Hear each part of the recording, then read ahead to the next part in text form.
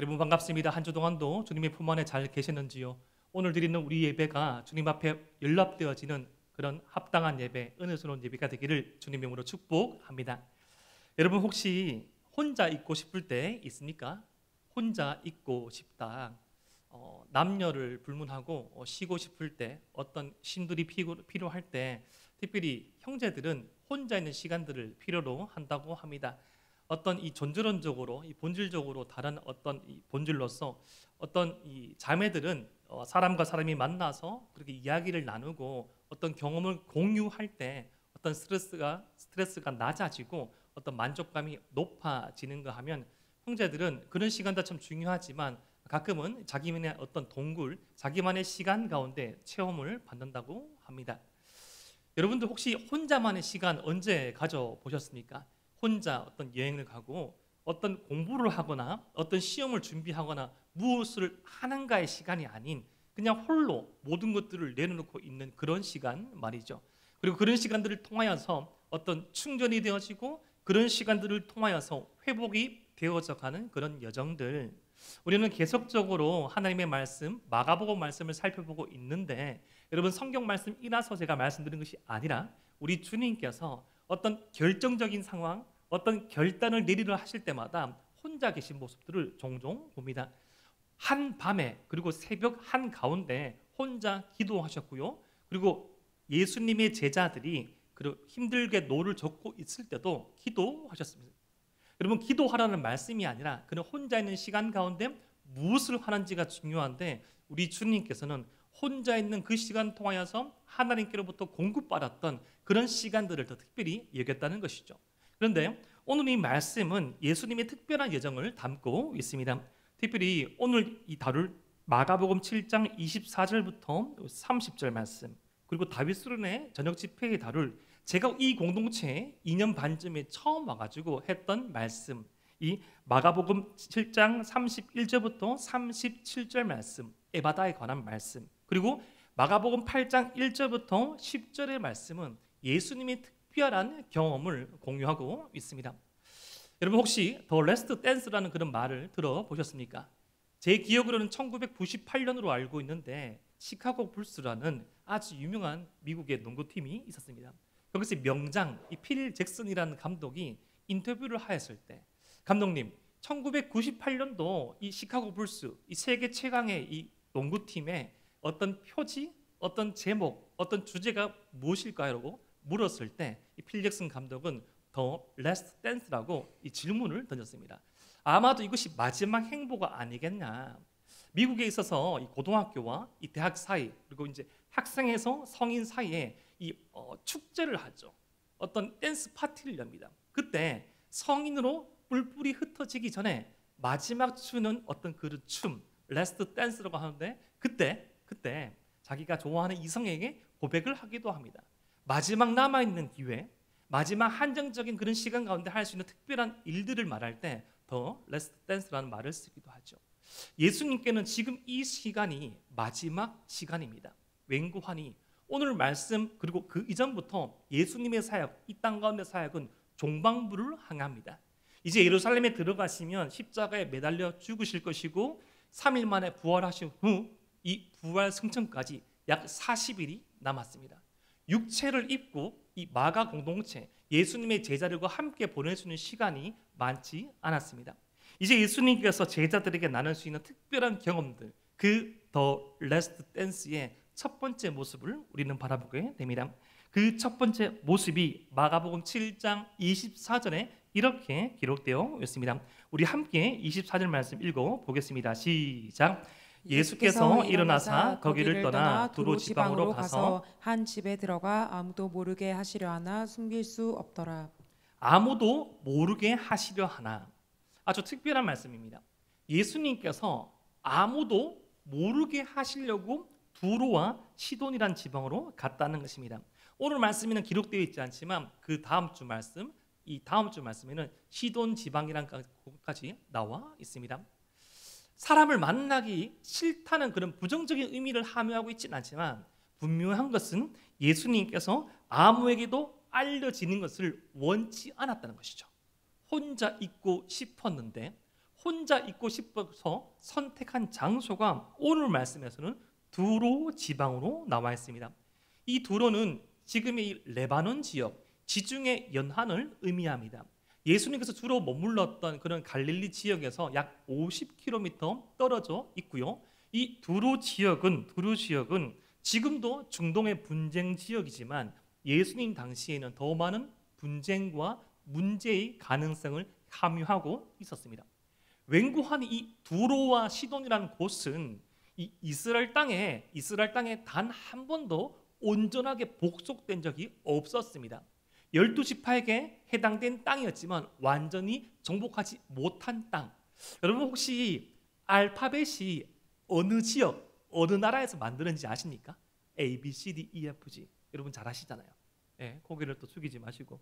예, 페니키아라는 지역인데 이 페니키아라는 지역이 바로 두로에 있습니다. 그러니까 인류의 지금의 이 공용어인 영어의 알파벳이 태생될 만큼 아주 문화적으로 인류학적으로 아주 빛나던 그런 시기를 보내던 장소가 바로 두로였는데 인간의 어떤 뛰어남이 강조될수록 더 강조된 것은 무엇인가 하면 하나님께 대한 찬양과 영광이 아니라 우상의 숭배가 더욱 빛났습니다. 특별히 이 두로와 시돈 지방에 이것을 거처로 하던 우상이 있었으니 바로 바알과 아스다롯입니다. 제가 몇 번 한번 설명을 드렸는데 바알은 남신이고 아스다롯은 여신입니다.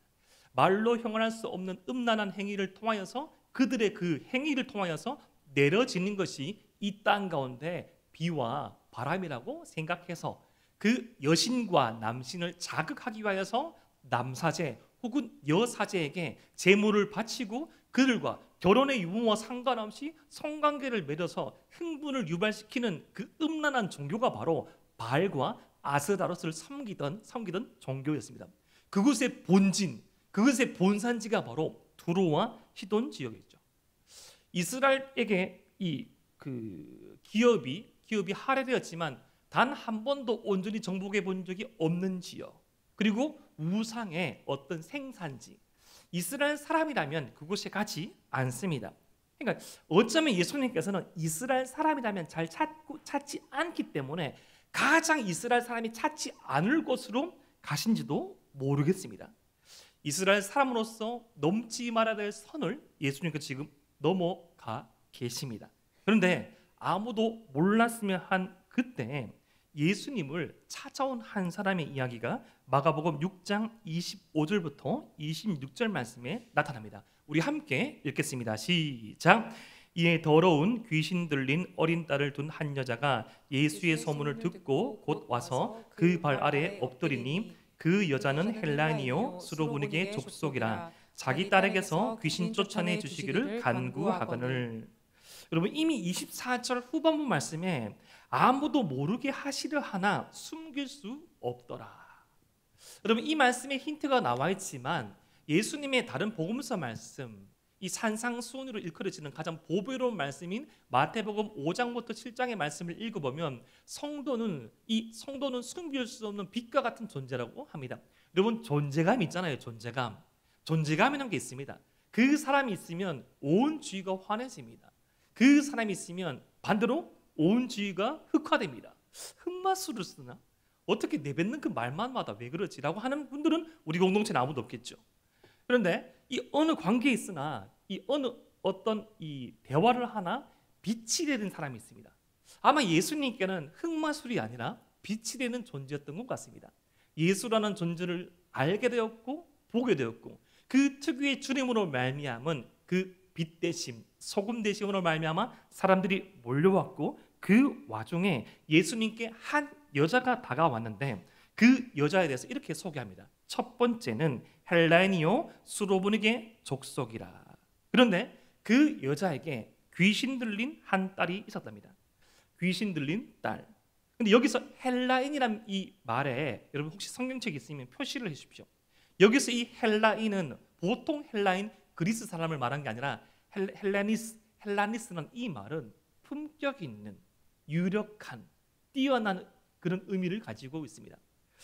여러분 이 그리스 말을 유창하게 쓰고 재물도 가지고 있고 지적으로도 많은 것들을 향유하고 있고 사람들에게 선한 영향력을 행사하던 아마도 두로 지역의 리더급의 사람이 바로 이 여인이었던 것이죠. 그런데 이 여인에게 귀신 들린 딸이 있었습니다.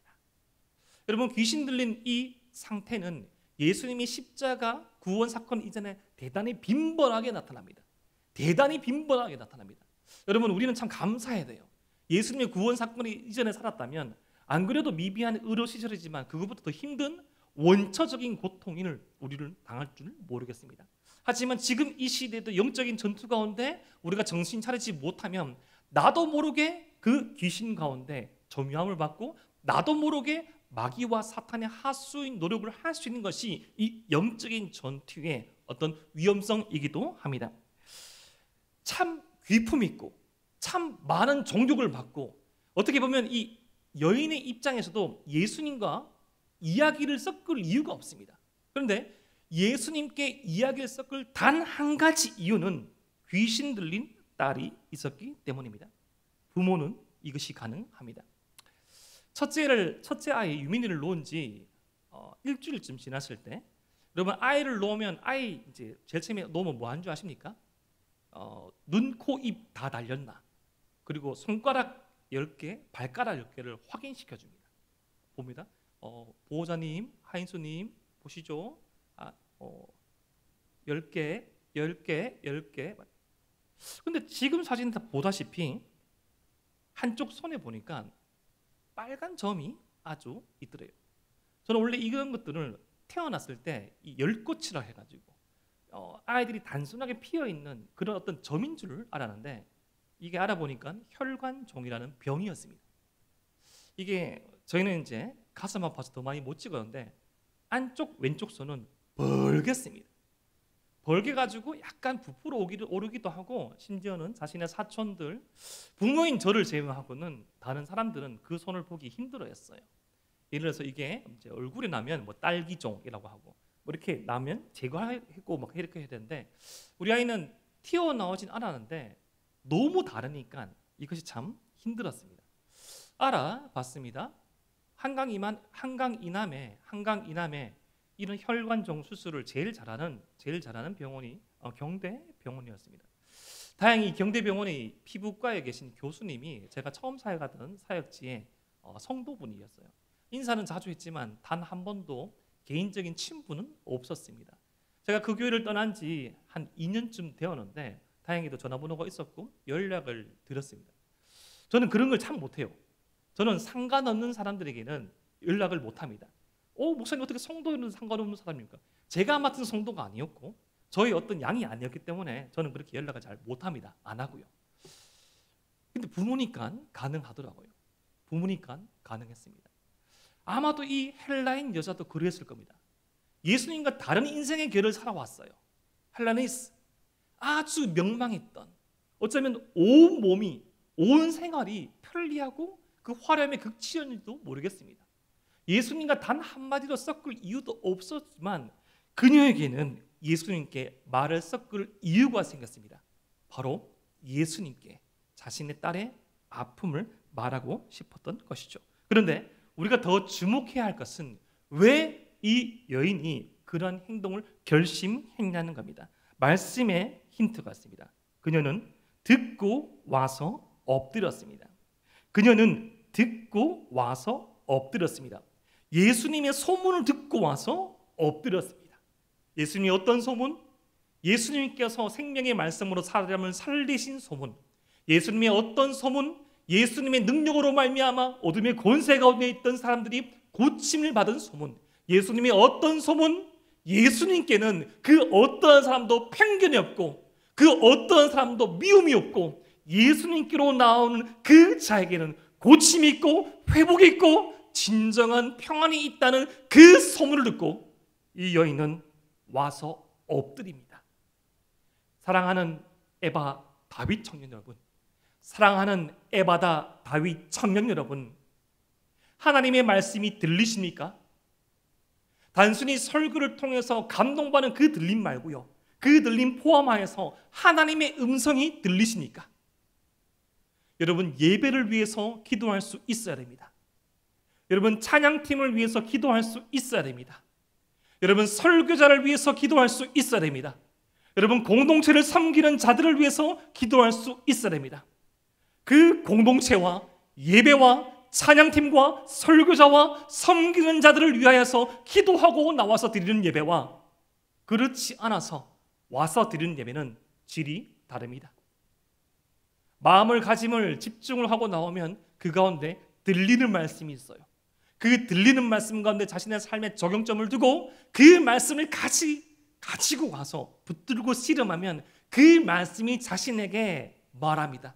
소위 이 말씀을 레마의 말씀이라 하죠. 자기 자신에게 해석되어지고 주어지는 말씀. 그런데 그 말씀이 들려지는 것으로 그치지 아니하고 예수님께 더 가까이 가고 더 나아가서 엎드리는 것. 여러분 이 말씀 보니까 생각나는 인물 없습니까? 마가복음에 우리 앞전에 봤던 인물인데요. 회당장 야이로. 똑같이 부모님이었습니다. 똑같이 존경과 명망을 받던 사람이었습니다. 굳이 그렇게 할 필요도 없고 이유도 없고 더 세련되게 더 나이스하게 주님을 만날 수 있었지만 주님 앞에 나와 간절히 간구하고 엎드렸습니다. 사랑하는 에바라비 청년 여러분, 믿음은 들음에서부터 나고 그 들음은 하나님의 말씀으로부터 나옴을 믿으시기를 바랍니다. 듣고 결심하고 행동하는 것, 이것은 복음서에 나타난 기적의 법칙입니다. 듣고 결심하고 행동하는 것. 오늘 이 예배를 통하여서 여러분의 남아있는 여생을 통하여서 주님의 말씀이 들리고 주님의 말씀을 들음으로 행동하고 결심할 수 있는 저와 여러분 되시기를 주님의 이름으로 축복합니다. 그런데 이렇게 주님 앞에 간절히 나온 이 여인의 이 모습과는 달리 우리는 충격적인 예수님의 반응을 맞이합니다. 그 반응이 마가복음 6장 27절 말씀에 이렇게 기록되어 있습니다. 우리 함께 읽겠습니다. 시작. 예수께서 이르시되 자녀로 먼저 배물리 먹게 할지니 자녀의 떡을 취하여 개들에게 던짐이 마땅치 아니하리라. 여러분 의외의 반응이죠. 예수님께서 이렇게 반응하셔도 되나? 지금 이 시대에는 반려동물을 참 많이 키우고 어떤 강아지, 어떤 고양이, 심지어는 집에 있는 어떤 그 식물이랄지라도 나와 함께하는 어떤 사람이 하는 어떤 존재에 대한 어떤 반려동물, 반려식물에 대한 그런 가치가 더 많이 있었지만 좀 이렇게 성경에 담기 힘든 표현은 같기도 하고 개들 이게 뭔가 자녀의 떡 개들. 여러분 여기서 나와 있는 개는 우리가 생각하는 흔히 오해할 수 있는 어떤 들판에 떠돌아다니는 들개를 의미하는 것이 아닙니다. 예수님 시대 당시에서도 집안에 키우던 애완용 개가 있었대요. 그 개를 의미합니다. 그런데 우리 시대만큼은 이 반려동물의 그런 개념은 아니었던 것 같아요. 식사의 순서가 있었는데요. 여러분 집에 개를 키우면 식사할 때 개 먼저 줄 때도 있죠. 반려동물은. 근데 그런 순서는 없었답니다. 그때 예수님 시대의 문화권에서는 자녀의 떡을 자녀에게 먼저 주고 남은 음식을 준다. 이 준다라는 이 어떤 사회적인 상을 이야기하고 있는데 그래도 좀 이상하잖아요, 여러분. 어떻게 사람에 대해서 자녀, 개라고 이렇게 갈라서 말할 수 있을까? 근데 이것은 예수님 시대 당시에 유대인들의 사람에 대한 편견이었습니다. 여러분 예루살렘 성전에 입구에 이런 문구가 써져 있었어요. 개와 창기와 죄인은 이곳에 들어오지 못한다. 여기서 말하는 개는 이방인을 의미합니다. 죄인은 이방인을 포함한 죄를 짓는 사람들, 특별히 함 아래츠로 불려지는 땅의 사람들. 우리는 하늘에 속한 사람인데 땅에 속한 사람이 있다. 율법을 지키지 못하는 사람, 하루에 3번이나 기도하지 못하는 사람, 일주일에 2번 이상 금식할 수 없는 사람, 안식일에 일을 해야만 먹고 살 수 있는 사람, 비정규직, 노동자, 이방인들. 그런 개들은 예루살렘 성에 들어올 수 없다 라는 충격적인 문구가 쓰여져 있었습니다. 그랬던 시대적인 어떤 그 전승에 의해서 예수님 또한 그렇게 말할 수 있는 가능성이 있습니다. 그런데 여기서 예수님의 어떤 이 전도의 전략이 나옵니다. 자녀의 떡. 여기서 이 자녀의 떡은 예수님도 그러하였지만 예수님 이후 제자를 이후 사도 바울에까지 전도의 제1순위는 이스라엘 사람이었습니다.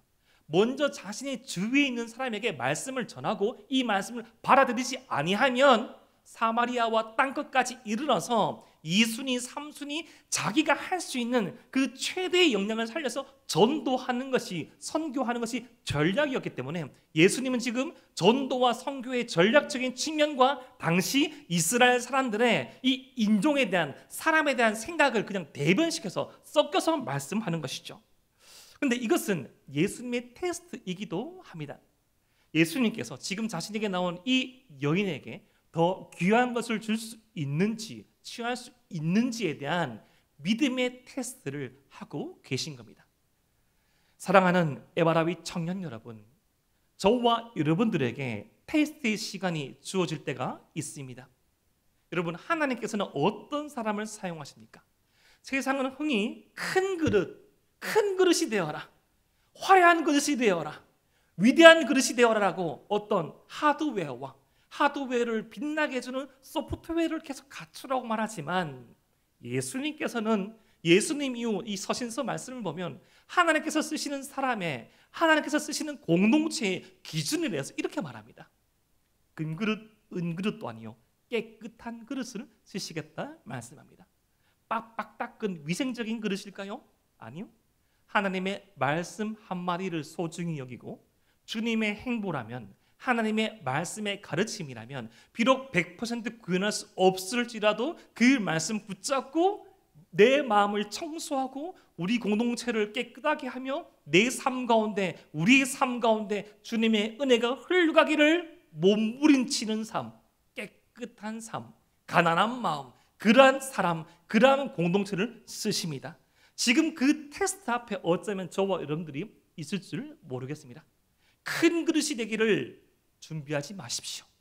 주의 말씀이 담겨질 수 있는, 주님의 은혜가 담겨질 수 있는 깨끗한 그릇이 될 수 있도록 저와 여러분들의 마음과 마음을 가꾸시는 여러분 되시기를 주님 이름으로 축복합니다.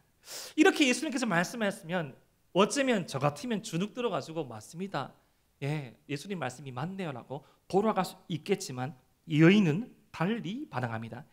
여인의 반응, 마가복음 7장 28절 말씀을 우리 함께 읽어봅시다. 시작. 여자가 대답하여 이르되 주여 올소이다마는 상 아래 개들도 아이들이 먹던 부스러기를 먹나이다. 아멘. 여러분, 이 여인이 아주 재치 있게 대답하는데 이 재치 있는 대답은 정말 특별하게도, 정말 놀랍게도 하나님의 구원의 사역, 하나님의 구원의 전략과 순서, 예수님의 구원의 사역, 예수님의 그 구원의 전략을 제일 처음 깨달은 사람의 고백이 바로 이 여인입니다. 맞습니다. 저는 이방인입니다. 지금 예수님께서는 먼저 12제자를 선택하셔서 이 유대 지역부터 선교하려 오셨죠. 그리고 이 선교는, 이 은혜는 장차 흘러갈 것입니다. 먼저 은혜는 이스라엘에게 베풀어져야 하지요. 하지만 예수님, 남겨진 은혜, 그 다음의 은혜도 있잖아요. 그러한 은혜가 제게 필요합니다. 예수님, 집안에 애완동물 개를 키우면 그 개를 먹이려고 하는 것이 아니라 이 철이 없는 우리 자녀들이 음식을 먹다가 흘릴 때 그 바닥에 떨어져 있는 지지라고 말하는 그런 음식은 아이는 먹지 않지만, 떨어져 있는 밥풀떼기, 떨어져 있는 빵 부스러기, 흘린 음식, 흘린 음료수 한 방울 두 방울, 흘려져 있는 아메리카노 두 방울 세 방울은 개들이 핥아 먹을 수 있잖아요. 큰 거 말고요, 다 갖춰진 거 말고요, 좋은 거 말고요, 주님께서 하신 그 좋은 것에 그 일부라도 제게 해주시면 그것 붙잡고 저는 살아갈 수 있습니다 라는 고백을 하는 것입니다. 이 여인은 비록 이스라엘 백성은 아니었지만, 이 여인은 비록 예수님의 12제자는 아니었지만, 지금 예수님을 통하여서 흘러가고 있는 은혜의 가치, 위력을 알고 있었습니다. 전부가 아닐지라도 단 한마디, 예수님의 단 한마디, 예수님의 보혈의 단 한 방울, 그 한마디, 그 한 방울이라면 인생이 바뀔 수 있음을 알고 찾아온 최초의 사람.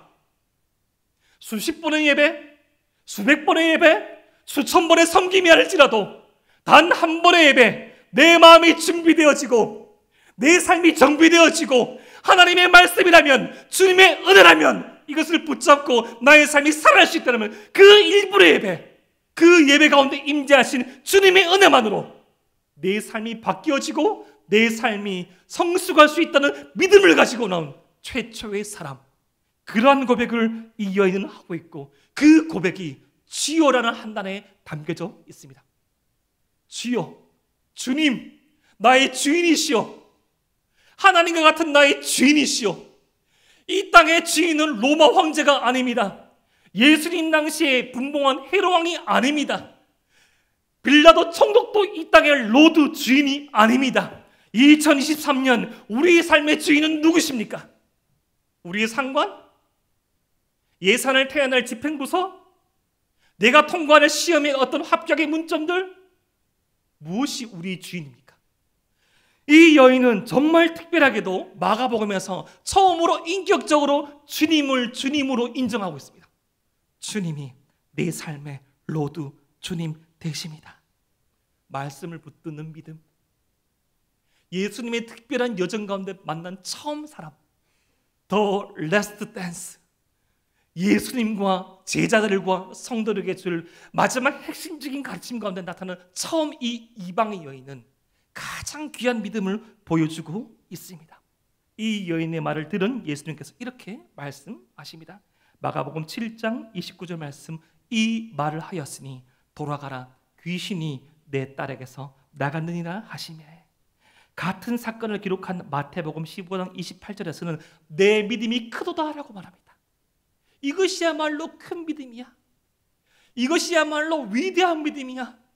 여러분, 이 여인의 계급이, 이 여인이 가지고 있는 어떤 지적인 어떤 높음이 위대함이 아니라 땅에 떨어진 은혜 한 조각이라도, 부스러기 은혜라도 주님께서 주시는 은혜라면, 세상에 주는 은혜 말고, 내가 지금 속해 있는 로마 제국의 어떤 물질의 편안함 말고, 내가 깨달았던 헬레니즘의 그 뛰어난 철학 말고, 하나님의 한 분 아들이심 예수 그리스도가 주시는 그 한마디라면, 하나님의 한 분 아들이심 예수님께서 주시는 그 능력이라면, 그것이 1분일지라도, 그것이 10초일지라도 그 은혜에 잠겨져 있으면, 그 은혜가 버리려면 내 딸의 이 아픔 치료받을 수 있습니다는 그 믿음, 그 믿음은 큰 믿음입니다. 주님께서 말씀하셨죠. 이것은 큰 믿음이다. 사랑하는 에바라위 청년 여러분, 오늘 말씀을 통하여서 큰 믿음, 바른 믿음이 어떤 것인가를 우리는 정리해 볼 수 있습니다. 첫 번째, 이 큰 믿음, 바른 믿음은 바른 지식 위에 근거합니다. 어떤 지식이죠? 이 헬라인 여자가 주님, 로드라고 고백하였던, 듣고 와서 엎드린 믿음. 주님, 이 땅 가운데 조선 가운데 세워져 있는 황제의 신상의 주님이 아니요, 이 땅을 통치하고 있는 유력자가 주님이 아니요, 어쩌면 우리 삶의 이 생사 유무를 결정하시는 권력자가 주님이 아니요, 그들은 허상이요, 그들의 너머에 계시는 주님이 진정한 나의 주님이십니다. 그러한 고백, 그러한 지식 위에 있는 믿음이 바른 믿음, 큰 믿음인 줄 믿으시길 바랍니다. 그러한 믿음을 가지고 두 번째, 자신을 부정하며 겸손하게 나오는 것이 바로 큰 믿음입니다. 사랑하는 에바라위 청년 여러분, 성경이 말하는 겸손은 저 못합니다, 저 못합니다, 이게 아닙니다, 여러분. 근데 우리는 참 많은 순간에 저 못합니다, 저 부족해요, 저 못합니다, 이것을 겸손으로 여기잖아요. 여러분, 성경이 말하는 교만은 잘난치 않은, 난 잘난치 않은, 나 잘난, 너 잘난, 번김에 나오는 그런 사람들이 아닙니다. 내가 뭘 잘해가지고, 성경이 말하는 교만은 내 삶의 가운데 이루어진 이 모든 것들을 내가 한 것이라고 생각하는 그것을 교만이라 합니다. 반대로 겸손한 사람은 내 삶 가운데 있는 이 모든 것들이 주님께서 주신 선물, 은혜라는 것을 인정하는 사람입니다. 여러분, 겸손하고도 뛰어날 수 있습니다. 여러분, 겸손하고도 자기주도적일 수 있습니다. 겸손하면서도 앞서 나갈 수 있습니다. 바른 지식 위에 근거한 믿음, 자신을 부정하고, 저는 아무것도 아닙니다, 귀족이고 계급층이지만 아무것도 아닙니다, 나의 딸의 이 귀신 들림을 고치시는 것은 주님밖에 없습니다, 라는 이 겸손한 바른 지식이 있는 믿음을 사모합시다. 오늘 말씀을 통하여서 우리가 생각하고 삶에 적용할 수 있는 것이 두 가지 정도를 저는 생각해 보았습니다. 첫 번째, 경계를 넘는 은혜를 묵상합시다. 여러분, 우리 주님께서는 어쩌면 쉬러 갔다고 생각할 수 있겠지만 가장 유대인으로서는 넘기 힘든 이 경계를 넘어서 가셨죠. 그런데 이 예수님이 처음 이 땅에 발 디디신 그 사건부터가 경계를 넘으신 겁니다. 여러분, 어떻게 비교할 수 없는 존재인 하나님이 인간이 되십니까? 어떻게 하나님이 인간이 되십니까? 여러분, 우리가 아무리 반려동물을 사랑해도 그 동물 됩니까? 우리가 아무리 강아지를 사랑해도 내 이 강아지 됩니까? 우리가 아무리 어떤 동물을 사랑해도 그 사람 됩니까? 아니 돼요. 못 돼요. 근데 주님께서는 2차원, 3차원, 4차원이 아니라 다른 차원으로 내려오셨습니다. 성육신, 인카네이션. 그렇게 오셔서 예수님께서는 가장 낮은 곳으로 오시고 죄인들의 친구가 되시고 죄인들과 함께 먹으시고 입으시고 그들과 함께 계심으로 말미암아 은혜를 보여주셨습니다. 에베소서 2장 14절 말씀, 그는 우리의 화평이신지라 둘로 하나를 만드사 원수된 것 곧 중간에 막힌 담을 자기 육체로 하시고. 예수님 당시에 수많은 이 담들이 있었습니다. 먼저는 유대인과 이방인들. 우리는 선택받은 백성이야. 여러분, 이 땅 가운데 복음이 들어온 지 140년밖에 되지 않았고 우리 교회가 세워진 지 한 80년이 되지 않았는데 7년, 10년, 20년 같이 생활해도 얼마나 끈끈합니까? 근데 여러분, 이스라엘은 그런 존재가 아니에요. 몇천 년을 같이 신앙생활했습니다. 우리의 할아버지의 할아버지의 할아버지의 할아버지는 아브라함이다. 우리의 할아버지의 할아버지는 다윗이다. 너가 할아버지와 우리 할아버지가 골리앗과 함께 싸웠다. 얼마나 끈끈했겠습니까? 그런데 그런 이스라엘 백성 말고 피 한 방울 섞이지 않은 이방인들, 으이그 저 할례 받지 못한 인간들, 이제서 하나님 믿겠다고 성전에 기웃기웃거리는 개만도 못한 인간들. 실제로 초대교회 상에서도 이 유대인 출신 그리스도인들과 이방인 출신 그리스도인들의 갈등은 심각했습니다.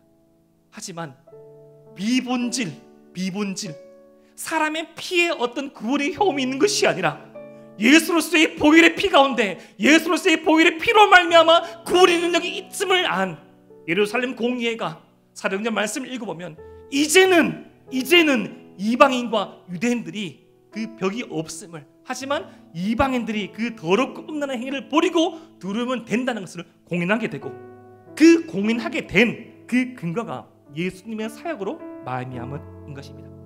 예수님께서 모든 경계를 넘으셨습니다. 사랑으로 말미암아 사명으로 말미암아 경계를 넘으셨습니다. 우리는 넘어야 될 경계가 무엇입니까? 우리 공동체 안에 넘어야 될 경계가 무엇입니까? 우리 공동체 안에 허물어야 될 담이 무엇입니까? 우리 주님이 허무시고 넘으시는데 우리가 그것을 굳건히 붙잡고 있다면 그것은 고쳐야 되는 것입니다. 두 번째 말씀, 은혜에 대한 간절함이 있기를 소망합시다. 은혜에 대한 간절함이 있으면 행동합니다. 수로보니게 여인처럼요. 수로보니게 여인처럼 주님과 하나의 접점도 없지만 듣고 와서 엎드릴 수 있습니다. 100일이 된 우리 첫째 아이 고칠 수 있다는 그 말을 듣고 집사님께 전화를 하고 바로 입원할 수 있다는 말을 듣고 제가 이틀 뒤 입원을 시켰습니다. 경비병원에 입원시켜보니까 수술까지는 아니었는데 참 희한한 광경이 펼쳐졌습니다. 100일쯤 되니까 애한테 혈관이 뭐 보이겠습니까? 팔, 양다리 그리고 곳곳에 혈관을 굽는 거예요. 약물을 투입해야 되니까. 아이가 처음 겪는 이 고통에 막 소리 지르는 거예요. 이 수습 같은 간호사도 있었습니다. 할 수 있는 것이 없어가지고 막 버부렁쳤지만 그 옆에서 계속 기도하며 그 아이의 손을 잡아줬습니다. 처음에는 발버둥 치다가 약이 들어가고 어느새 시간이 지나니까 조금 좋아지다가 또 울고 또 발버둥 치고 격렬하고 그러한 밤이 어떻게 지나간지 몰랐습니다. 참 신기하게도 제가 했던 가장 간절한 기도를 그때 하면서 드는 생각이 억만배, 수억만배, 수천억만배에 비교할 수 없지만 이러한 경계를 넘으시고 발버둥 친 그 주님의 사랑을 아주 조금이나마 알겠다. 이제 태어난 갓 100일의 아이를 살리겠자고 제가 이렇게 몸부림치고 이 아이의 손을 붙잡고 때로는 간호사에게 항의하고 때로는 이거 말고 이것 말고 다른 방법 없냐고 항의하였지만 아무런 관계없고 아무런 상관없는 저와 여러분들을 위하여서 가장 사랑하는 하나님의 아들 한 분 예수님을 이 땅 가운데 보내시고 죽이기를 결심하시고 그 결심 가운데 아들이 동의하시고 우리 위해서 죽으셨다는 도대체 저와 여러분이 무엇이기에 도대체 여러분이 무엇이기에 도대체 우리가 누구이기에 그 은혜를 베풀어 줬냐는 것이죠. 예수님께서는 우리에게 진심이셨고 간절하셨고요. 하나님께서는 우리에게 진심이셨고 간절하셨고 행동하셨습니다. 그 은혜를 저 붙잡는다면 그 은혜 가운데 좀 더 나아간다면 비록 서툴고 거칠고 여전히 얼굴 표정 하나 고칠 수 없고 여전히 내 작은 경험 하나 허물어뜨릴 수 없지만 조금씩 더 변화할 수 있을 것입니다. 벌써 10년쯤 된 것 같습니다. 예전 슈퍼스타 K라는 아주 유명했던 이 서바이벌 예능 프로그램 가운데 우승했던 팀 울랄라 세션이라는 그 팀의 단장 임윤택이라는 분이 계셨습니다. 크리스천이었습니다. 그가 남긴 그는 암 투병을 하다가 돌아가셨는데 남긴 이 말, 그가 쓴 책의 제목이 이런 제목이었습니다. 안 된다고 하지 말고 아니라고 하지 말고.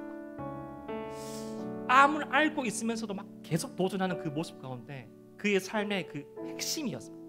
안 된다고 하지 말고 아니라고 하지 말고. 완성된 팀으로서 보여줬던 최고의 공연은 얼마 되지 않았지만 거기까지 올라오기까지 그가 신앙을 붙잡고 그를 위해서 베풀어진 주님의 사랑을 붙잡고 살아간 그 말들 중에 한마디. 어느 연예인의 고백이라서 우리가 본받을 것이 아니라 우리는 어쩌면 너무나 많은 순간에 우리에게 베풀어진 은혜의 가치를 몰라보고 안 된다고 말하고 아니라고 말하고 있지는 않습니까? 그러한 저의 모습을 묵상하다 보니 저의 모습을 묵상하다 보니 오늘 이 말이 생각났습니다. 안 된다고 하지 마십시다. 아니라고 하지 맙시다. 주님께서 우리를 안 된다고 말씀하지 아니했고 아니라고 말씀하지 아니했습니다. 오늘 말씀이 우리에게 주는 비전은 두 가지입니다. 말씀을 듣고 결심하고 행동하는 우리가 됩시다. 그때 더디지만 우리 가운데 변화와 성장과 성숙이 있을 것입니다. 그때 조금은 더디지만 이 본당이 조금씩 더 찰 것입니다. 저는 이곳에서 우리 사는 청년들이 더 많이 웃고 더 많이 기뻐하는 그 모습을 보고 싶고 볼 것으로 확신하고 그 어떤 훗날 보게 될 것입니다. 두 번째 말씀이 우리에게 주는 비전, 주님과 우리 사이, 교회와 세상 사이에 있는 경계를 무너뜨립시다. 주님과 우리 사이에 있는 경계는 무엇입니까? 우리와 우리 사이에 세워져 있는 경계는 무엇입니까? 그리고 우리 에바라와 다윗, 우리 대동교회와 세상 가운데 세워져 있는 경계는 무엇입니까? 주님이 넘으셨어요. 주님이 허물어뜨리셨습니다. 주님이 우리 안의 장벽을 제거하셨어요. 그렇다면 우리 또한 우리 안에 우리와 세상 가운데 우리와 주님과의 그 벽을 허물어뜨리고 나아가야 합니다. 그러한 믿음의 결단, 그러한 믿음의 성숙을 꿈꾸는 저와 여러분 되시기를 주님의 이름으로 축복합니다.